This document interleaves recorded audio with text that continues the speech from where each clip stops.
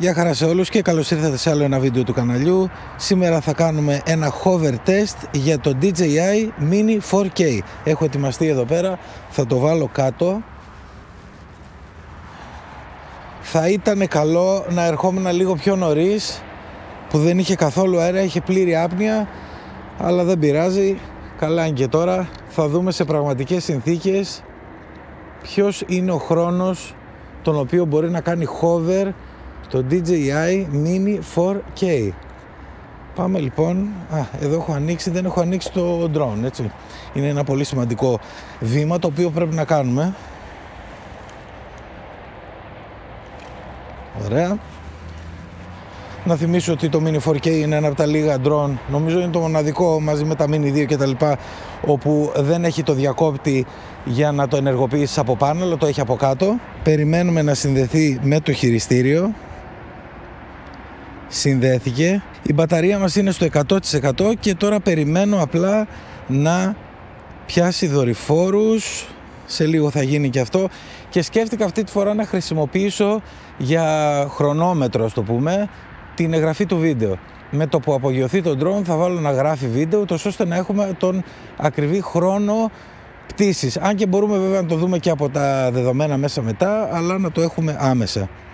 Λοιπόν, 20 δορυφόρους, είμαστε έτοιμοι και πάω να απογειωθώ γρήγορα για να μην χάνουμε μπαταρία. Πατάω να γράφει και απογειωνόμαστε. Το Mini 4K είναι στον αέρα. Δεν θα το μετακινήσω, θα παραμείνω σε αυτό το ύψος. Θα πάω και λίγο πιο κοντά, να το δείτε. Όπως βλέπετε είναι ακίνητο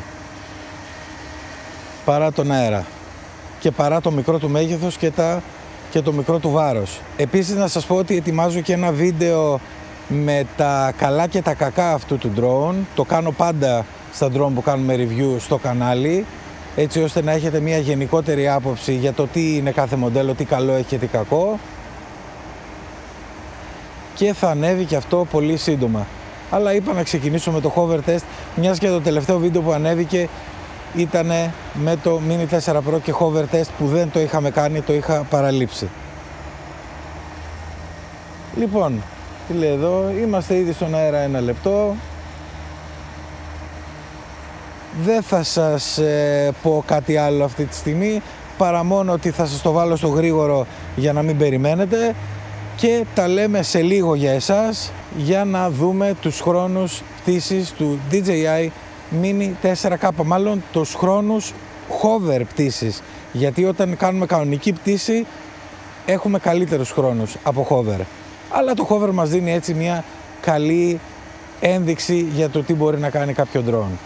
Πάμε λοιπόν να το βάλω στο γρήγορο και μιλάμε σε λίγο.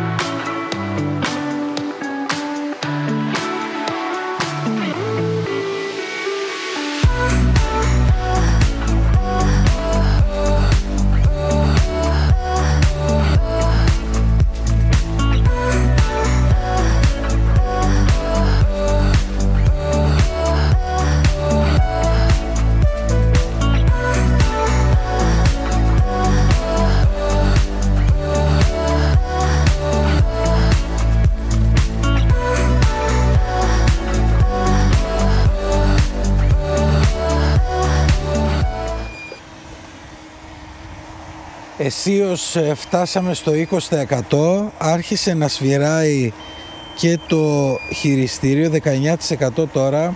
Low battery return to home promptly. Προφανώς εμείς είμαστε εδώ πέρα, δεν χρειάζεται να κάνουμε κάτι τέτοιο. Περιμένουμε να δούμε, λέει 4 λεπτά μέχρι until battery depleted, δηλαδή μέχρι να τελειώσει η μπαταρία, 3 και 15 μέχρι να κάνει υποχρεωτική προσγείωση. Μέχρι στιγμής είμαστε 22 και 15 λεπτά, έχει πάει πάρα πολύ καλά. 22 λεπτά σε hover και ακόμα μετράει. Και όπως είδατε έχει βάλει κάποιες ρηπές, οι οποίες και αυτές συμβάλλουν στην μείωση της μπαταρίας. Παρ' όλα αυτά όμως είμαστε στον αέρα και 17%, 22 και 38 και 40 τώρα δευτερόλεπτα, 22 λεπτά και 45 δευτερόλεπτα. Το βλέπω από το βίντεο που γράφω στα δεξιά, μπορείτε να το δείτε κι εσείς. 16% και θέλω να δω πόσο θα το κρατήσουμε. Δεν θα το πάω όμως κάτω από 5%, μην κάνουμε καμιά ζημιά στην μπαταρία, κρίμα είναι. Κάνουμε τις δοκιμές αυτές για να μην χρειάζεται να τις κάνετε εσείς κανονικά, ούτε κάτω από 10% δεν πρέπει να πάει, αλλά γι' αυτό είμαστε εδώ, για να κάνουμε τις δοκιμές. Εν τω μεταξύ συγχωρέστε με κιόλας, γιατί είχα ένα κρύωμα και η φωνή μου δεν είναι στα καλύτερά της, μπορεί να την ακούτε κιόλας, αλλά τουλάχιστον σήμερα μπορώ να κάνω βίντεο. Όλες αυτές τις μέρες δεν μπορούσα να τραβήξω βίντεο. Κλασικά, όποτε θα πάθω ή θα αρρωστήσω ή θα κρυώσω κάτι, θα είναι μέσα στις γιορτές. Συνεχίζουμε λοιπόν την δοκιμή μας, 13% μπαταρία, 3 λεπτά ακόμα, λέει, είμαστε στα 23 και 40, χρόνος πολύ καλός, πάρα πολύ καλός. Το χειριστήριο σφυράει και λέει ότι πρέπει να γυρίσουμε πίσω, 12%. Νομίζω ότι είναι καλύτερα και από το Mini 4 Pro. Δεν θυμάμαι, πρέπει να δω το βίντεο, να δω τι χρόνο κάναμε εκεί.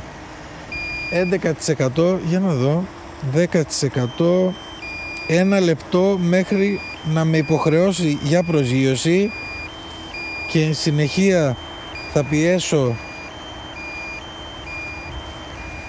τον αριστερό μοχλό προς τα πάνω, έτσι ώστε να μην το αφήσω να προσγειωθεί και να το πάω μέχρι το 5% για να δούμε τι χρόνο θα πετύχουμε.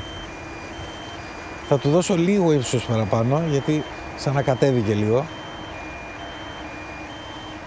Όπως βλέπετε το χειριστήριο χτυπάει τώρα συνεχόμενα για να μας προειδοποιήσει. 8%. Λογικά περίπου τώρα σε λίγο θα ξεκινήσει να κάνει αναγκαστική προσγείωση. Θα μας το εμφανίσει και στο χειριστήριο 7%. Αλλά περιμένουμε να το πάμε μέχρι 5%. 6%. Ακόμα δεν έχει πάει σε αναγκαστική προσγείωση. Λογικά πρέπει να ξεκινήσει την αναγκαστική προσγείωση. Τώρα θα ξεκινήσει η αναγκαστική προσγείωση, είμαι σίγουρος. Μετράμε δευτερόλεπτα. Έχει κοκκινήσει όπως βλέπετε και το ρολόι. Το χρονόμετρο μάλλον στην εφαρμογή. Confirm, αλλά εγώ θα το κρατήσω με τον αριστερό μοχλό και είμαστε στο 4%. Παιδιά, θα το κατεβάσω σε αυτό το σημείο και όπως βλέπετε προσγειώνεται. Σταματάω και το βίντεο. Το βίντεο έγραψε, παιδιά, σχεδόν 26 λεπτά. 26 λεπτά πτήσης.